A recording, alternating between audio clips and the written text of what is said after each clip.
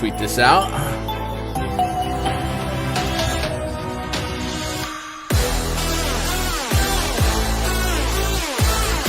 All in full. No, don't do that.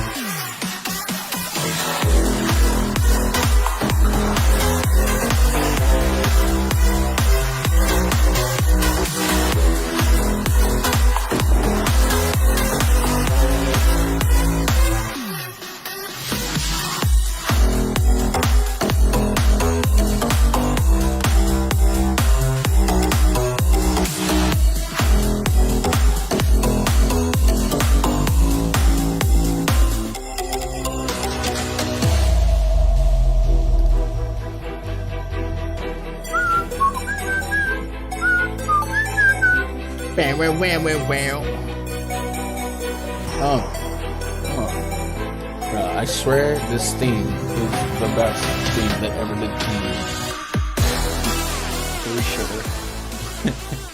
me. Yeah. What's up, guys? Happy Saturday afternoon. It is March 26, 2022. There's a lot going on out there in the DFS and the gambling streets right now, so I appreciate you guys spending some time with us here in the PrizePicks streets. We just got done talking about this slate from a DFS point of view, so I kind of have a strong idea where I want to be tonight for the prop side of things, and we're joined by the mad scientist himself, Josh. Josh put up that first look video this morning, kind of openly speculating what might happen today, what some lines might be, and what he would be looking for.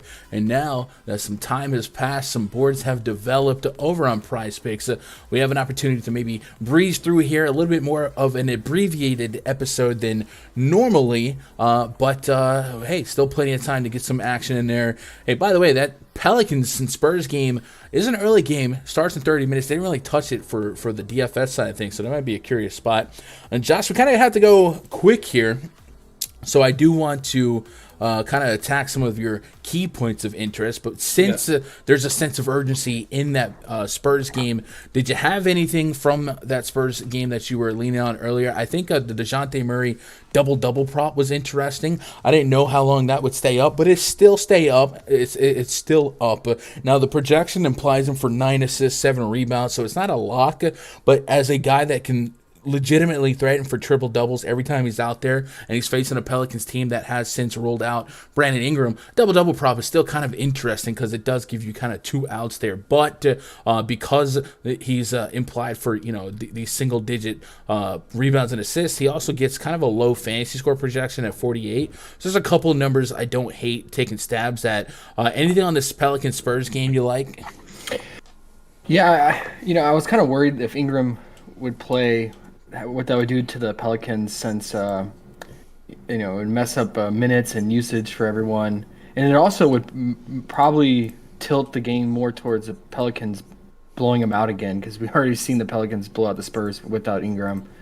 So with Ingram being out, I can still like guys like McCollum and J-Val, although they did really juice J-Val's fantasy point prop. That was something I was going to look out for. It's been around 36 to 38. Now it's all the way up to 40. What do you have him projected for currently? For who? J-Val. Okay, so since that wasn't on the DFS slate, it may not be in the first run, but I actually can. Oh, it's okay if you don't. No. I can pop it open. Okay. I have first of all, I have Dashante Murray in terms of actually. Let me just add this all to the prop tab real quick. So if you guys are out there and you are subscribers at rundfs.com, we'll leave this open. Just know that it's not going to show them for a team. It's just going to say NA, but you guys should know your teams by now. So let's add all the NAs to the board here. Matter of fact, let's only look at NAs right now. And I've got Dashante Murray, first of all, at almost 55 fantasy points, so it would kind of lean the over on his fantasy point prop. I also have J-Val at 42 fantasy points, and that was the question, right? What is J-Val projected at? Yeah. So it's not that big of a difference. Yeah. I mean, it's such a good spot for him because, the Spurs with bigs have just been getting dominated. Yeah, so I'm more lukewarm on that now. But yeah, Dashante, the double-double is interesting because, like you said, he can get it with two different avenues, whether it's the rebound or assist. Mm-hmm. But fantasy point could also be in play because he could not get a double-double but still go over his fantasy just due to all the steals and blocks he can rack up. So it's a coin flip for me on his double-double and his fantasy point. I mean, just the Pelicans' defense has been really scrappy and stingy lately, so it's not like a core play for me at the moment. What about you? Yeah, I'm kind of in agreement here. His rebound prop is at 12. I have him at 11.5, Jeff. So I'm kind of almost 100% in line with my projections and PrizePicks on Jonas Valanciunas. But on the Pelican side, so for them not to have Brandon Ingram certainly would keep us curious with the CJ McCollum assist prop. It feels like lately it hasn't been as fruitful, but at this line it has pushed exactly in the last two games and went under in the previous matchup against the Spurs. However, metrically still sustains a 30+% assist rate with the split without Ingram. So it does make sense mathematically to go after it. He does have a 40 fantasy point projection, and I have him at 40. Dude, it's almost like it's a direct line. Yeah. No, their pricing on this game it seems really spot on. So I might stay away, especially since we only have 25 minutes to lock anything in on it. Yeah. Okay. All right. So let's do that. Let's move on to the main slate here, and we have to, like I said, we have to be a little bit more abbreviated in what we're focusing on. But if you guys do have questions like that we can't cover on this stream, jump in that free Discord. Link to that's in the description below. Tag me or Josh. We tend to keep our head on a swivel when you guys are in there before lock and try to give you our take here. So looking at the slate itself, Magic and the Kings are going at it with. No De'Aaron Fox, no Sabonis. Davion Mitchell has been playing extremely deep minutes. I got him right now for 37 minutes. This is a Magic Kings matchup that just it's two teams that are but Davion Mitchell has been a bright light for them in this split. And one of the things that I've noticed is I have Davion Mitchell for 37.5 fantasy points, and for 33. So I'm getting a 4.5 point gap there. That's probably a little too close for comfort considering the pace of that game may not be too crazy. They also have him at 6.5 assists. That's a line that he's shown some promise in to beating. Trey Lyles, if he doesn't lose minutes to Chimezie Metu, going absolutely bonkers at 26 fantasy points. Certainly a line I can get behind. Hey, I talked about it on the DFS show. The Pacers were kind of forced to go small with Isaiah Jackson getting that headache, and they threw out more Terry Taylor. If Wendell Carter does play alongside Mo Bamba here, they could need some more size. So Trey Lyles and Damian Jones getting more minutes here would make sense. So maybe we do get a goldfish memory opportunity at 26 fantasy points because I'm getting about a 36 fantasy point projection at a 30-minute projection. That's 8 more minutes than he played that last game. Again, considering Metu did what he did, so we could goldfish memory that into some over action. I also have Damian Jones here at 34 fantasy points. That would be 11 higher. So if we're just looking for margin of difference between mine and theirs, Alex Len was involved in the rotation, but if Damian Jones can stay out of foul trouble, I certainly kind of dig him on the over. And because of me being over on fantasy points, I'm likely over on some of those individual props too, rebounds and points here. So I'm going to go Control F Damian Jones. I have Damian Jones implied for almost 13 points, 8.4 rebounds, and like I said, 23 plus PRA. So the points would be... I like the points the most for him. That was something that was standing out to me. Okay. All right, so a couple lines there to like. The Magic, we're not sure if Wendell Carter's going to play or not. We're also not sure the administrative motivation to put out a competitive lineup, and if they start just dispersing minutes through and through. So I didn't think that we were going to be in a position to be overly confident with exposure to the Magic tonight. From this far out, like I said, no Wendell Carter definitive news. Cole Anthony's assist without Jalen Suggs has been an intriguing click. Is there anything on the Magic that was standing out to you, or is this a fade? Oh, I just realized that. Okay, so Wendell Carter was probable last night, and then I guess he was downgraded to questionable now. So that makes things tricky. But yeah, I mean, Cole Anthony assist prop could be in play. I mean, it's just his minutes. I mean, he's gonna. It seems like he's gonna be capped at 30 max, and most likely will play probably 27, 28 minutes.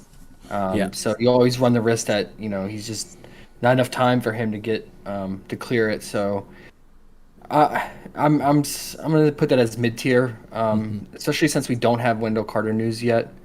But on the Kings side, I think going back to that, I think Davion Mitchell's point or assist props really stood out to me, just due to the amount of minutes he's going to play.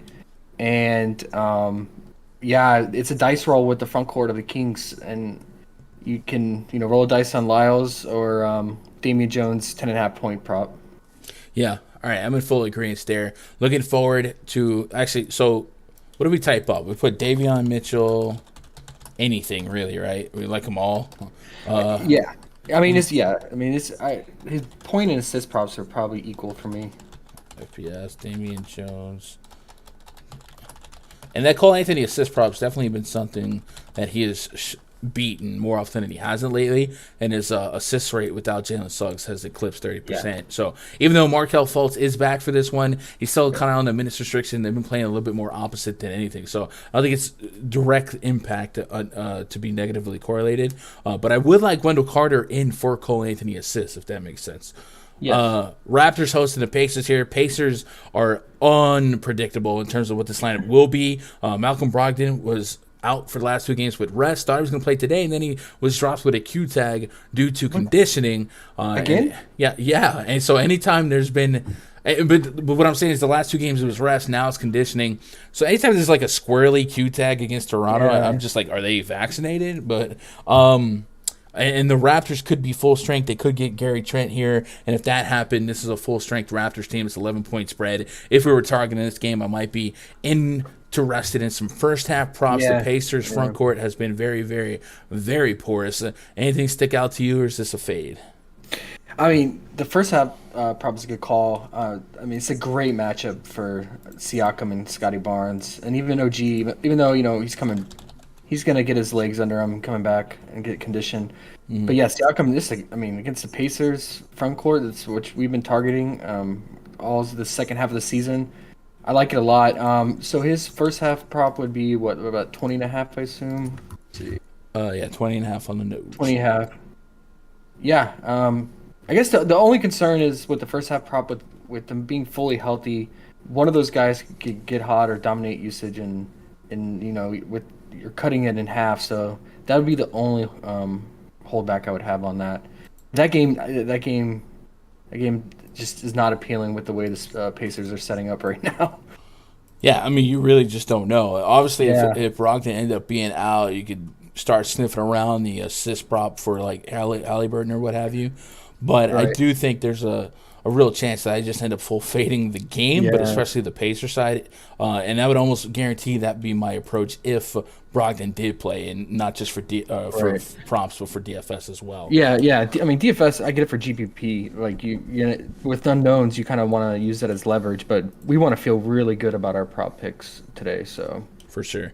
All right, Bulls at the Cavs here. Bulls look like they could be full strength here. DeRozan and Caruso did carry or are carrying Q tags. I think it's more formality. I think they're both going to be expected to play. I'll double check with the news and notes that I had earlier via NBC Sports Edge. Caruso probable, DeRozan probable. So we could have a full strength Bulls teams. Sans Lonzo Ball, and that means Levine, DeRozan, Vucevic all on the court together. We know they could vulture and cannibalize each other. However, they all have arguments here to be made. I don't know if you caught this part of the DFS stream, but I did do a Cavs defensive rating last 20 games query, and they would like be the worst defense in the league. They're up there with the Rockets in terms of, and I think their pace is maybe masking that a little bit, or their first half reputation precedes them, but they are not the same defense to run from that they have been. So there is some spots to take advantage of. And another thing that the Cavs bring to the table today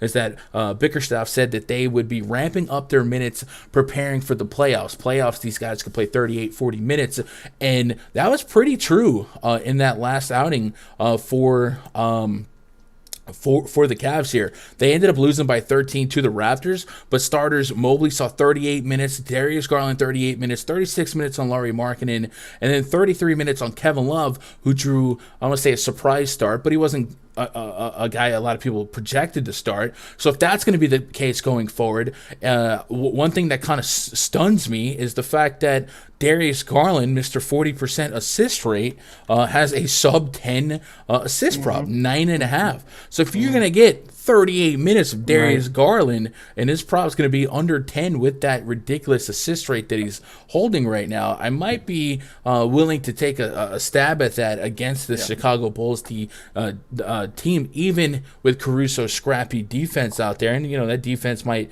cause him to pass a little bit more and project well for his assist prop anyway. So I do like thinking of Garland's assist prop. I like that too. What would you pair it with? What do you like more, Markkanen 15.5 point or Mobley's 15.5 point? Because this is Vooch, and my thoughts on him. He's exploitable.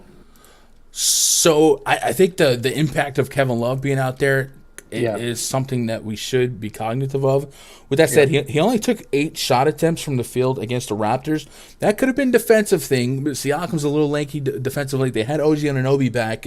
This might be a little bit more of a good spot for him in terms of matchups, but his rebound rate is really, really high. I also ran that while I was on the stream. He had like a ridiculous rebound rate that was like 10 points higher than Mobley, so it is something to keep an eye on if you guys are getting invested in Mobley rebound props. There's only like 200 minutes of sample size, but something to watch. So that's why I was keen on the point prop more so. Yeah, very, very reasonable. So the question is Mobley real points or Markkanen real points? Yeah, because if you wanted to do a positive correlation pairing with Garland's 9.5 assists, or you can just go solo, run it naked with the Garland's assists. But it is a great matchup for both Mobley and Markkanen against those Bulls front court. And a little narrative behind one of them, huh? Yeah, exactly. I guess I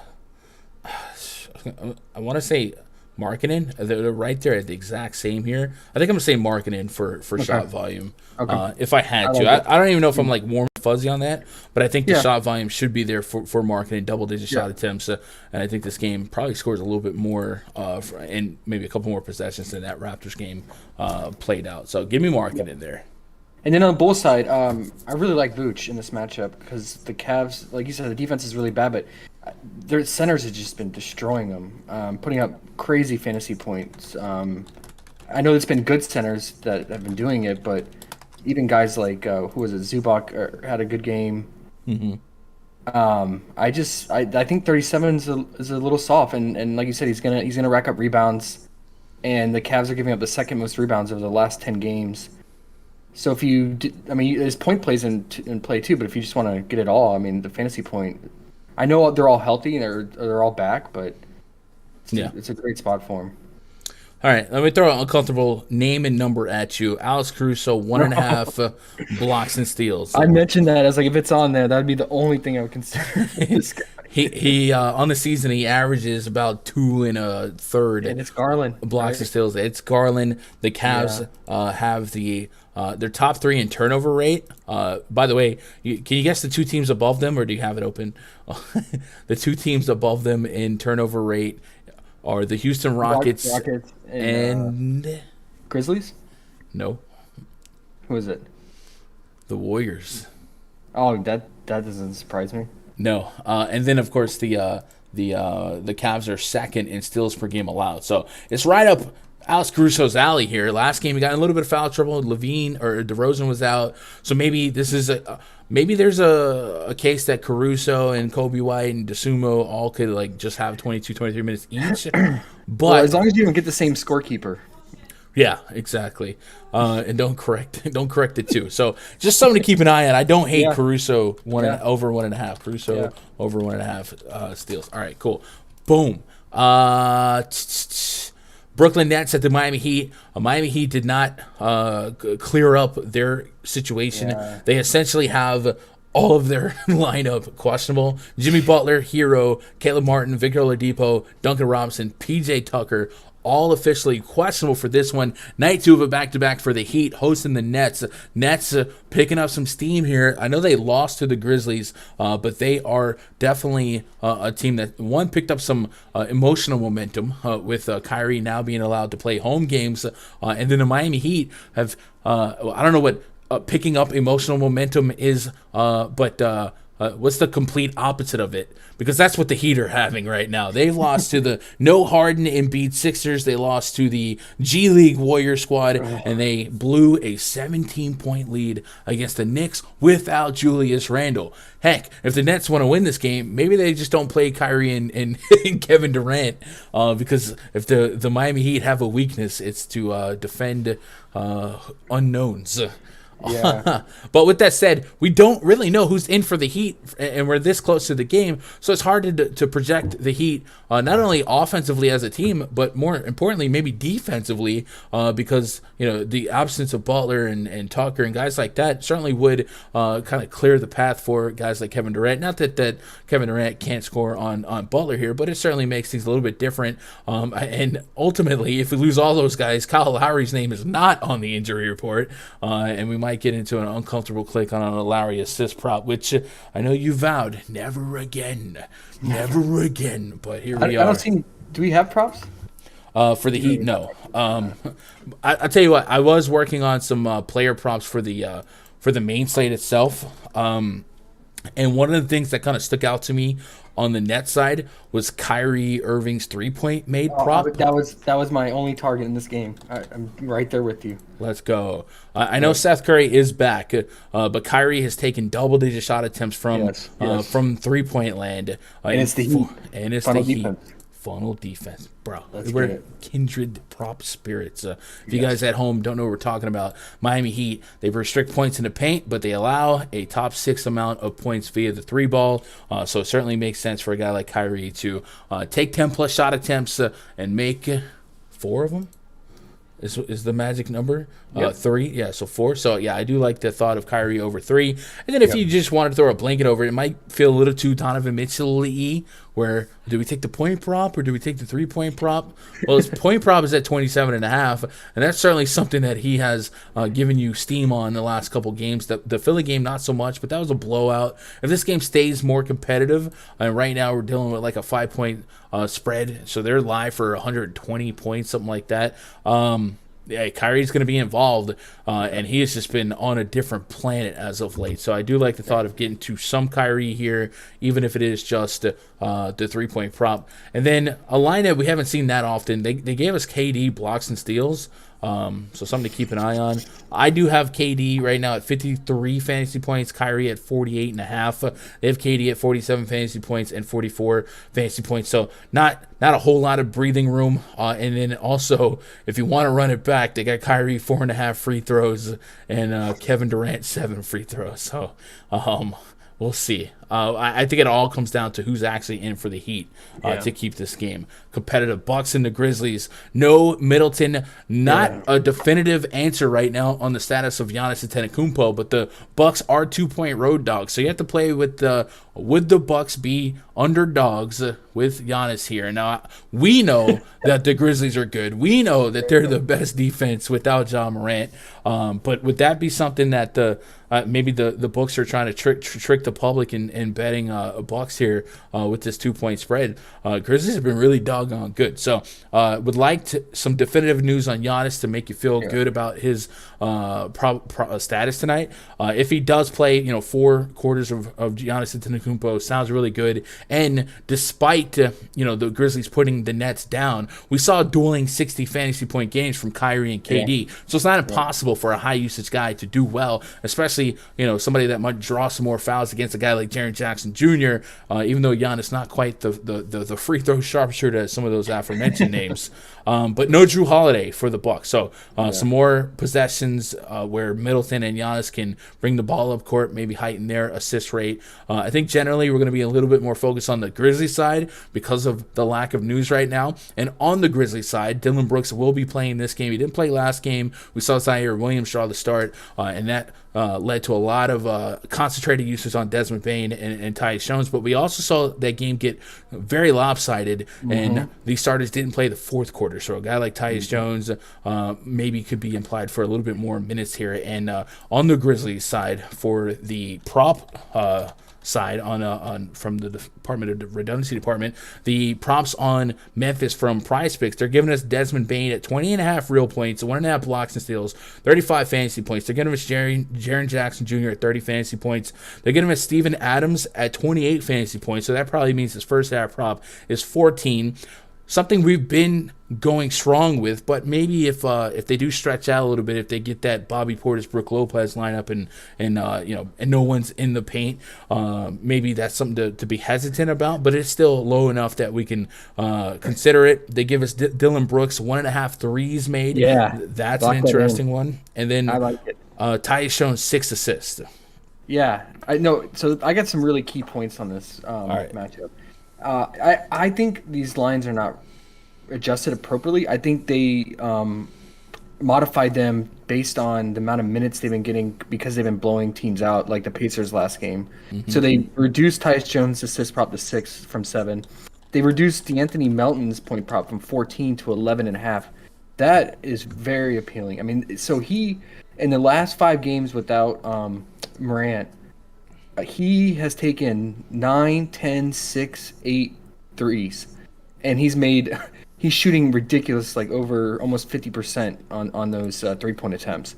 So if he makes 3 threes or 4 threes, he's cleared it easily. And that's what he's going to do. That's Melton's role in this offense. He runs to the corner, Tyus will drive or someone else drive, and they'll try to find Melton in the corner for the corner 3. That's where it kills the Bucks, right? So I mean, if they ever had a 3-point prop for Melton, I would just lock it in. But we have to deal with just Dillon Brooks 3-point props. And since Morant has been out, the games that last 2 games that Morant was out, Dillon Brooks has taken 7 and 5 threes, and he's made 2 in both of those games. It's the Bucks; they bleed 3-pointers. So I mean, Dillon Brooks is not going to play as many minutes as Desmond Bain. I would have rather had a Desmond Bain 3-point prop, but I can still get with Dillon Brooks 1.5 3, just because it's the Bucks. And I'm just going to I'm going to rotate in props like that with Melton and pair it with correlated with Tyus Jones 6 assists, because Tyus Jones in a competitive matchup he's going to play 35 minutes, and I expect this to be competitive if Giannis plays. Both these teams don't really get blown out. So I give me a 35-minute Tyus Jones and 6 assists is definitely in play, and pair it with Dillon Brooks' 3-point prop or Melton's point prop, and you can even pair it with Desmond Bain's 20.5 point prop. Even though we don't have the 3-point prop, a lot of those threes can account up to that 20.5 points that he's currently listed at. So that's kind of where I'm sitting at on the Memphis side. And then I guess we don't have the Bucks props yet. No. Any thoughts on Adams' first half fantasy? Are you as skittish as me? 14 fantasy points. He literally cleared that in minutes. Okay, I think it all depends if Giannis is playing. So if Giannis is playing, I would be really hesitant, because you know what Giannis is going to do. He's going to drive to the paint. He's going to draw fouls. It just takes 2 quick fouls, and Adams can miss out on 3 or 4 minutes in a quarter in that first half, and that could really take a toll on that potential there. So I would say yes if Giannis is out. Okay. Nuggets host the Thunder. We don't know for sure if FCA is going to play. Jokic is dealing with that. Is it a blowout? Does he play 3 quarters? Does he only get 26 minutes? Are you fading this game as of now for props, waiting on SGA news? I would do the first half prop for Jokic. Okay. Yeah. So what is it? It's going to be like 26? Is that right? Jokic, right now I'm looking at 26. Yup. Yeah, I give it that. And it's unfortunate. I really wanted Bones Highland in this matchup, and he's been crushing it. And PrizePicks is probably yeah, he's doing too good. Let's take him off. Let's see if they add him later on, because that is the later game. Because they tend to add some other rotational players later in the night. So if they list him less than 12 points, I would get him in. And then if Boogie is listed at his usual 9.5 point, I could definitely get on that too in this matchup. All right, main event tonight, our favorite game that ever did game in the NBA history of NBA. From the Department of Redundancy Department, the Houston Rockets and the Portland Trailblazers. Last night, the Rockets found a way to be exponentially better than another basketball team. The Blazers get stunned, get blown out. I don't want to say stunned, but they get blown out. Eric Gordon not going to suit up tonight. You mentioned a veteran probably sits on a back-to-back for them, Eric Gordon, and sometimes Dennis Schroeder, one of those guys to look out for. So we might see Garrison Matthews do that starting 3 spot, and then also might let us feel a little bit more confident in the real points on a guy like Jalen Green. So if the game doesn't blow out, everyone on the Rockets was on pretty well paced to do all right. There was a couple of explosion spots mid-game, right? You mentioned Josh Christopher came in, did well. Dennis Schroeder's been part of the mix, and this has kind of really degraded our projections minute-wise on Kevin Porter, Jalen Green. This is a team where Silas going into the last week and a half of the regular season where they're not playing for anything. You want to see what you have, make some decisions going forward, and you know what you got in the KPJs, the Christian Woods, guys like that. And Jalen Green, he's not going nowhere. So you kind of see what you got elsewhere, and guys like Schroeder, guys like Josh Christopher, they might get more minutes because of that. And then yesterday, Christian Wood and all of the starters. Christian Wood got like a minute or two in the fourth quarter for no reason. All the starters didn't touch the court in the fourth quarter. So this game on a back-to-back, running it back, just a 3.5 point spread. Very often in sports, we tend to be overreactive to the last outcome, and Sure. and for that thought process alone, I'm going to talk about the 3.5 point spread after Rockets just put the Blazers to sleep, and then also Brandon Williams putting up 8 fantasy points after Chris Dunn didn't start yesterday. So a lot to potentially have a goldfish memory on to run back here. The Rockets lines are up, right? And we have Christian Wood at 18.5 points, 10 rebounds, 38 fantasy points. I have him at 40 fantasy points, so that's neck and neck with my projections, unfortunately. They have him at 2.5 assists, which he was dishing the ball early yesterday. He had 5 total assists. Might be something to watch. They have 1.5 blocks and steals, a couple free throws. Our favorite thing that ever happens, they have Wood for 10 rebounds, 18 points, but they have his double-double prop up right now. That's a problem, right? And I always put a magnifying glass when this happens, because essentially it shouldn't be. They shouldn't imply him for. I'm not saying they shouldn't, but they are applying him for a double-double with their projections. But there's an outcome where if you bet over 10 rebounds, he could just get 10 and push, whereas if you bet the double-double, you hit. So there's literally no reason to bet anything on Christian Wood other than double-double if you were interested in the rebound props, and you pretty much assume that he's going to score 10-plus points. So I would say right now Christian Wood over half a double-double is looking like a potential core play if they leave that up for long. What do you think? Yeah, I mean, last night I don't think he even, did he get, he barely got 10 points. He got that dunk at the end of the 2-minute random stint in the fourth quarter. And that's the thing, right? If you get the full fourth quarter, that's probably a 16, 17 point game, 18. Yeah, no, I mean, that's definitely in play. Because, the Blazers just not rebounding right now. Actually, they're not doing much, but I like that, and I also like his first half fantasy point prop because he was very effective when he was in. He just didn't get his minutes because of the game script, and just the Rockets right now are just so quick to pull guys in the fourth quarter if it's any kind of lead. So I kind of like his first half too, but yeah, I get the double with this matchup. And then Jalen Green's up, real point, 17.5 point. I like as well again because he will chuck it from 3. And one thing the Blazers do as well is they give up 3 ball. They go they're third in 3-point made allowed. So I expect Jalen Green to do the same thing tonight and chuck it from 3 and get a lot of his points there. I like all those calls on the Blazers side. You might be the only Trendon Watford stan on the planet. I tweeted him. I did. I saw that. He has a 7 rebound line, 15.5 point line, 26.5 PRA. No fantasy line yet. Yeah. But let's see. I guess I can look at my early run projections for Mr. Trendon Watford. I assume it's gonna be like 32. I bet they put it at 30. It was at 31 last night, so I'm sure they're gonna bump it up one. So I have for over 13 points, 7.5 boards, 2.7 assists, and 23.3 PRA.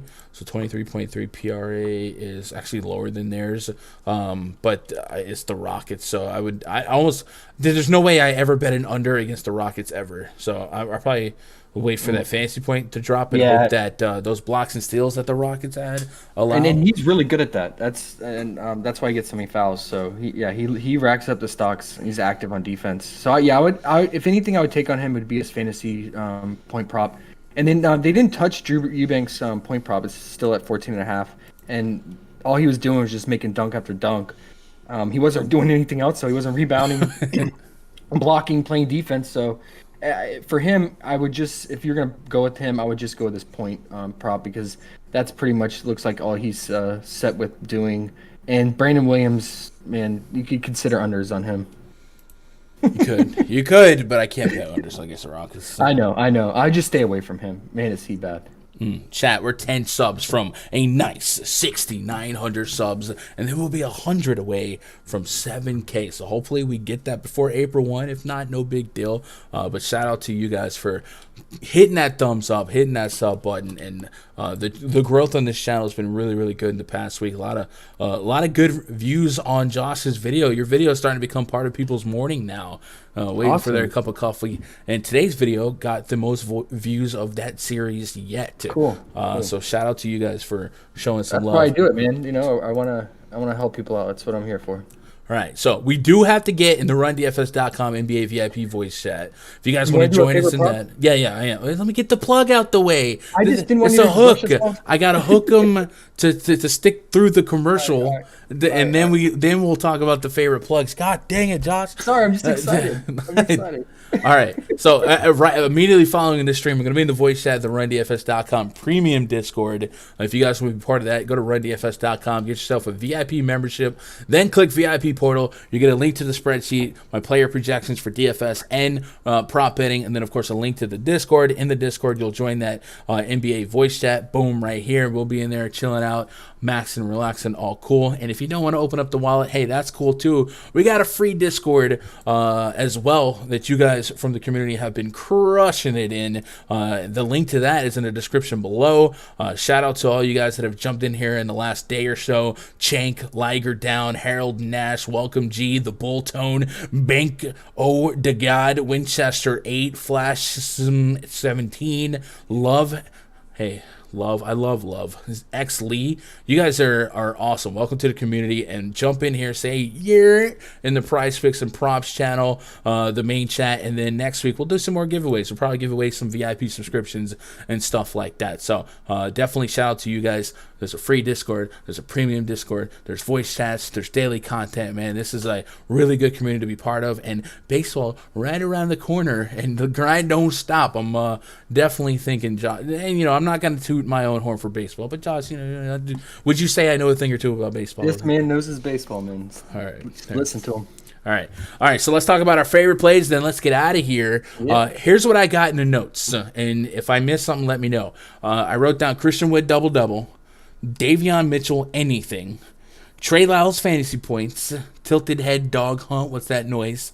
Damian Jones. I just wrote Damian Jones. I didn't put anything with it. Damian Jones. You're a fanboy. Yeah. You ever seen that clip of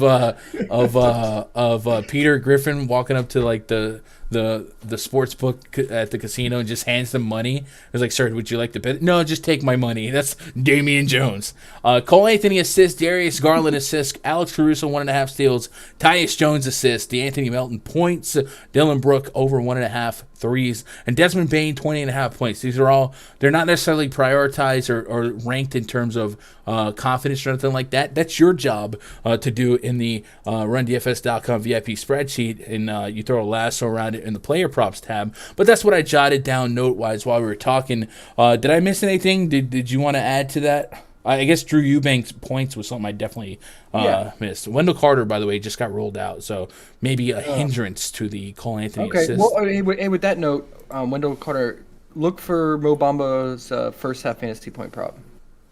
Okay, that's sharp. And then Chumet Okeke. Yeah, they didn't have props for him last time, I don't believe, when Wendell was out, but we'll have to see. What time does the game start? Is that the first game? Yeah. Yeah, so we might get props real late. Might not get that. What are you gonna do? All right, what else you got? You got Drew Eubanks points, right? Yeah. Let me look at your list on the screen. Bam, looking a little something like this. I could also DM it, but it dropped. Bam. Wendell Carter Jr. just got ruled out. Super logical. It's Love and Gun and Josh are in the lab. I'm not in the. Josh is in the lab. I'm in the corner of my room with green screen. You're here with me, man. Bro, I was drinking a green tea on the DFS stream, and when I drank it, the green screen effect happened, so it looked like I was drinking Kobe Bryant. Wait. I gotta go back and watch that. Let me see. Yeah. Oh yeah, Kyrie Irving 3-point. You're right. Go. Yeah. Okay. That's the other core one. Kyrie 3-point man. Okay. And hey, what do you think about, since it's the weekend? Do we drop the prop detector? Christian Wood first half. Guys, you want the free prop detector in the free Discord? We're at 30 likes, 70 viewers. I need 40 likes. 40 likes, and we'll put it for free in the Discord, in the Gundecker Gaming Discord. Hey. I think that's a fair trade, right? Yeah. 40 likes. 40 likes, though. All right? Not 39. I need 40 or more. Hey, Mike Marley, appreciate that sub. Welcome to the channel, buddy. All right, so, hey, let's get out of here. Let's get into Discord. Let's keep grinding this news and tightening projections chat. I'm out of here till Monday. Josh, are you doing a Sunday video?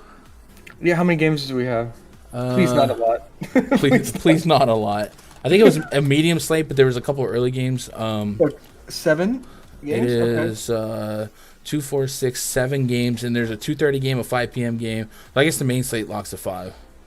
T-Wolves Celtics. Oh my God! Offense meets defense. How you doing? Yeah. That's gonna be a scrappy game. Yep. Okay. Yeah. I'll work on that.